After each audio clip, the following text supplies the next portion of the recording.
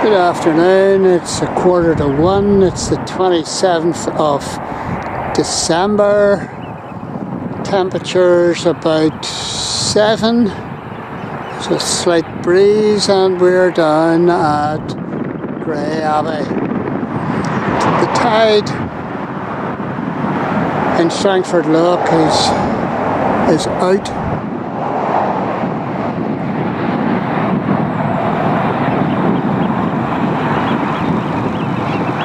Well out.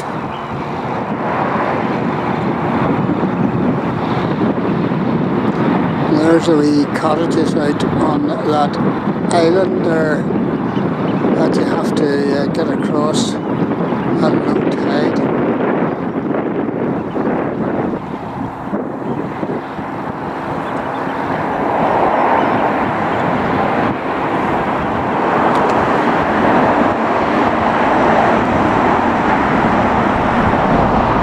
Strangford Lough and the car park here, and there's an awful lot of cars flying up and down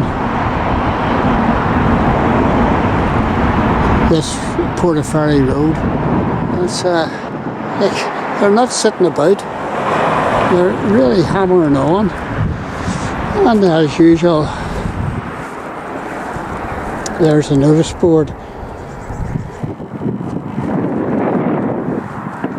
History of Greyabbey can be traced back to the early Christian and Viking times. I'll get rid of myself.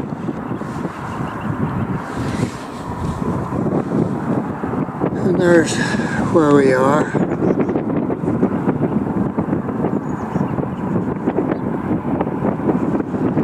Looking out at North Island and South Island, and we're about here.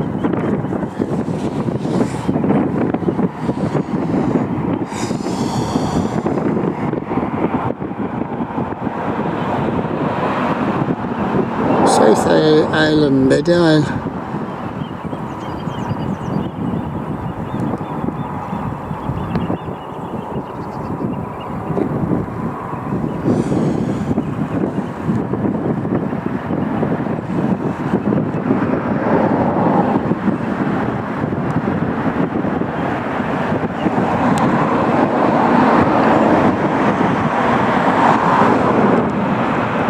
Early Christian settlement,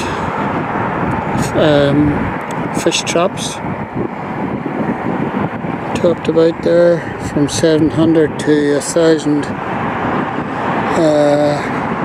AD.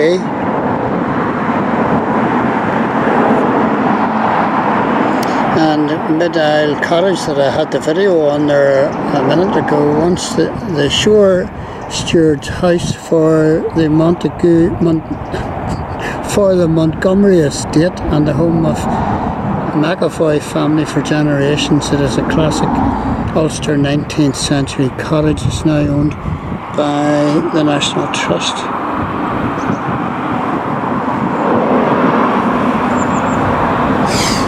Yeah, there's it there.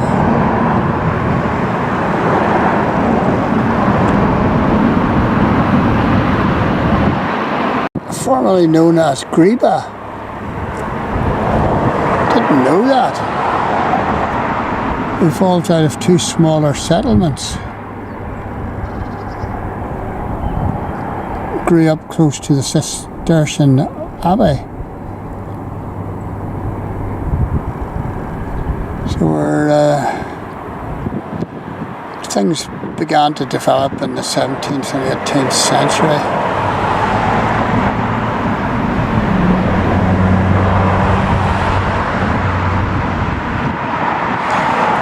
Families involved in the weaving trade. At one point in the 19th century, the village was able to support 7 grocers, 2 drapers, a bootmaker and several spirit shops, with fairs being held in March and October. Full of antique shops now, and coffee shops and restaurants. 12th century ruin of Greyabbey. Minister Leith and its adjoining medieval herb garden.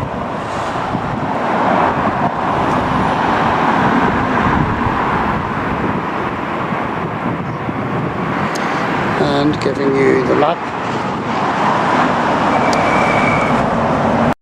This notice here is telling you about the wildlife, internationally important for a wide range of habitats.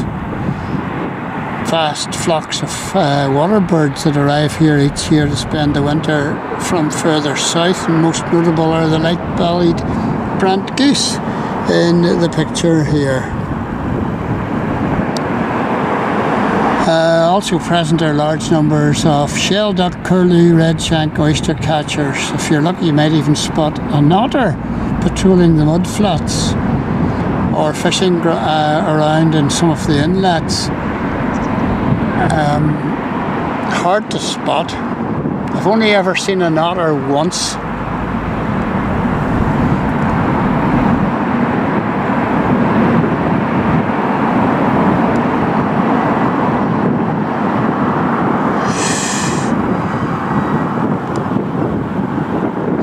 Humans have used the area throughout history. It includes a 5,000-year-old log boat, medieval fish traps, and 18th century kelp beds. And these boys here are on Sportina control, and there's a fish trap. Mud flats can be very dangerous when the tide comes in fast. There you go. Yes, that's. Is that where that's the McAvoy cottage. He looked after the foreshore. He worked for the Montgomerys. And there's probably brant geese out there, but just so hard to spot.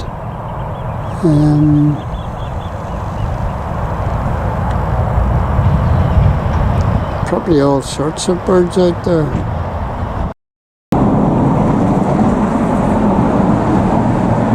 And this is the village centre.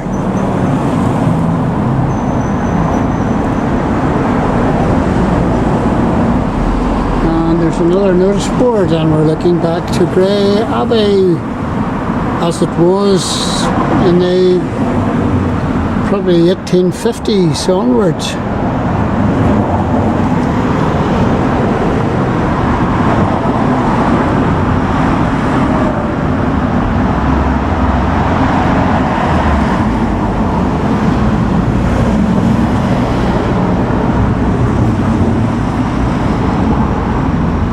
Presbyterianism. Scottish settlers arrived here in the 1600s.